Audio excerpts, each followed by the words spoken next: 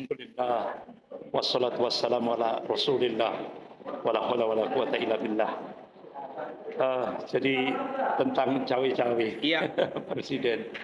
Jadi sebenarnya ini ada sejarah yang perlu diungkap, yaitu ketika Partai Komunis Cina melakukan kongres tahun 1986. Saat itu yang jadi pokok bahasan adalah tentang Indonesia. Oke. Jadi ternyata ada 3 hambatan Cina untuk melakukan penetrasi ke Indonesia. Yang pertama regulasi, undang-undang anti komunis, TAP MPRS nomor 25 tahun 66, undang-undang nomor 27 tahun 1999. Ya. Kemudian yang hambatan yang kedua, positioning Pancasila sebagai musuh komunis. Oke. Kemudian hambatan yang ketiga, sikap anti komunis umat Islam masih solid. Oke. Tapi ternyata ini lagi ujung-ujungnya cawe-cawe ini ya. Iya, iya, iya. Akhirnya kita bisa melihat apa yang terjadi. Ternyata sampai hari ini 3 hambatan itu sudah jebol semuanya. Allah. Yang pertama dijebol lewat rancangan undang-undang HIP, dan itu kemudian diserahkan pada di pemerintah, dari DPR ke pemerintah. Pemerintah hanya merubah casingnya saja, Ya. tapi substansinya sama. Dirubah jadi BPIP, tapi arahnya kan akan menjadikan Indonesia sebagai sebuah negara komunis. Ini yang sangat membahayakan bagi negara kesatuan Republik Indonesia. Kemudian yang kedua dijebol dengan undang-undang Omnibus Law, dan ini benar-benar implikasinya luar biasa. Sampai kemarin kita bisa melihat undang-undang kesehatan kan, ini dampak daripada undang-undang Omnibus Law. Benar-benar lebih kejam daripada penjajah. Nah ini.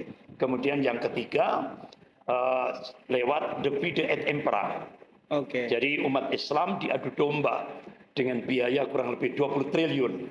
Ini untuk mengadu domba untuk melemahkan umat Islam. Nah, akhirnya kita bisa melihat ternyata terus berlanjut sampai munculnya keputusan Presiden nomor 17 tahun 2022 yang akhirnya kita bisa melihat, dan itu sudah kita lihat lewat stasiun televisi, Presiden selaku pemerintah minta maaf pada keluarga PKI. Dan otomatis sampai akhirnya muncul Impres nomor 2 tahun 2023. Akhirnya kita bisa melihat pemerintah memberikan kompensasi ganti rugi, dan akhirnya kita bisa melihat itu. Dan itu tidak pernah diekspos lewat media. Jadi kompensasi pemerintah diserahkan pada 5.000 keluarga PKI lewat Mensesnek Pramono Anung. Jadi ini sampai akhirnya kita bisa melihat itu implikasinya besar. Kalau ini sudah itu otomatis nanti akan menjadikan sejarah berubah. Jadi yang tadinya sebagai pelaku dirubah menjadi korban. Nah ini yang implikasinya besar sekali. Sehingga nanti akan berdampak ke depan PKI jadi bangsawan. Ya kan? Pribumi otomatis yang pribumi itu otomatis akan dipinggirkan dalam kehidupan berbangsa dan bernegara.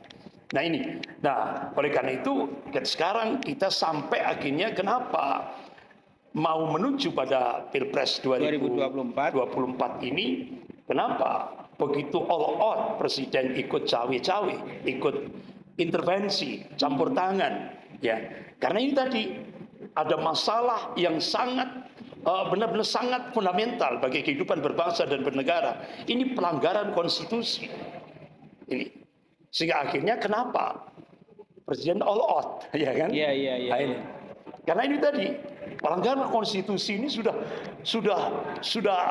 terstruktur, sistematis dan masif sekali. Ini.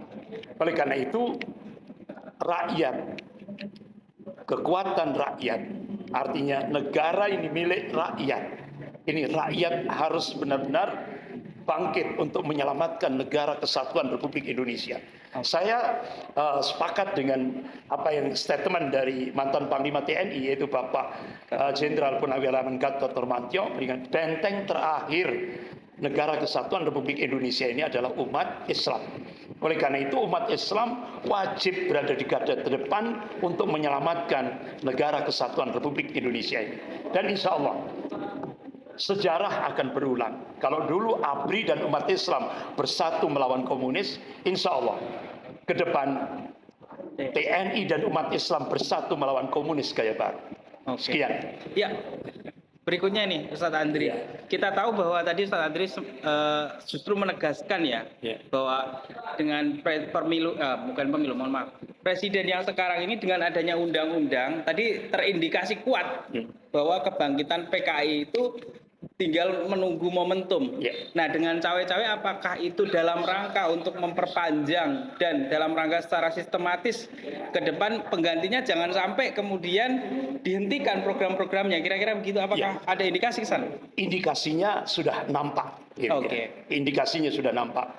Jadi oleh karena itu rakyat sebagai artinya negara ini yang sebenarnya ini kedaulatan itu ada di tangan rakyat. Benar-benar sekarang rakyat wajib untuk menyelamatkan negara kesatuan Republik Indonesia ini. Kenapa? Saya masih ingat apa statement Bung Karno. Ya kan? Kalau dulu kami menghadapi penjajah Belanda, kalian akan menghadapi bangsamu sendiri. Artinya apa? Sekarang ini kita menghadapi pengkhianat-pengkhianat bangsa, bukan penyelamat bangsa. Oleh karena itu, seperti tadi yang sudah saya sampaikan, rakyat dan TNI harus bersatu menyelamatkan negara kesatuan Republik Indonesia. Ya.